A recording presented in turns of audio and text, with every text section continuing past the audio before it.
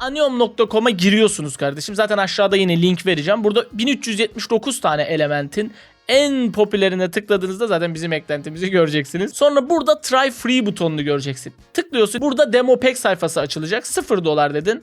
Bunu istiyorum dedin. Yani para vermene gerek yok. Buradan sadece mail adresi gir. $0 yazman yeterli. Buradan da download dediğinde zaten indiriyorsun. Spankrime Library'yi kurmak için sağ tıklıyorsun. İlk önce bunu bir RAR'dan çıkarıyorsun. RAR'dan çıkarmadan çalışmaz kardeşim. Bütün kurulum videosunu falan da aşağıya bırakacağım. Sonra girdin. Buradaki Atomix dosyasını file open diyerek buradan seçiyoruz ve ZXP installer'a Atomix'i kurmuş oluyoruz. Şimdi Premiere'imizi açalım. Window, Extension, Atomix'i seçelim. Bunu da istediğiniz yere böyle bırakabilirsiniz. Buradan da eklentimizi kurmak için Atomix klasörüne girip buraya çekip bıraktık. Diyor ki dosyaları programa kopyalamak ister misin? Kopyala de. Hemen kuruldu zaten. Artık mesela buradaki bir geçiş efektini çekip bırakarak veya üstüne 2 kere tıklayarak direkt uygulayabilirsiniz. Böyle yaklaştığımızda da zaten geçiş efekti direkt videonuza uygulanmış oluyor gördüğün gibi. Veya buradaki hit geçiş efektleri, işte farklı geçiş efektleri var. Yani 18 farklı geçiş efektini istediğin gibi kullanabilirsin. Bir de bunu kullanalım. Mesela 2 tane videonun arasına geldin,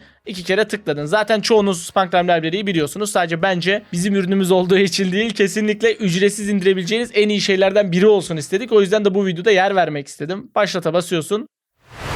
Böyle bir geçiş efekti yapmış oldu. İstersen içinde title'lar, yani yazı efektleri, buradaki tipografiler, sosyal medya için 8 tane animasyon. Buradan istersen büyütebilirsin. Böyle animasyonlar da var. Bunları tek tıkla hemen kurabilirsin. Sadece size önerim şu. Buradaki help klasöründe fontları indirmeniz için bir link var. Bunu da aynı $0 yazarak buradan indirin ve bütün fontları kurun. Çünkü kendi fontlarınızla kullanırsanız animasyonlar bizde göründüğü kadar güzel gözükmez. Aynı fontlarla kullanırsanız kusursuz çalıştırabilirsiniz.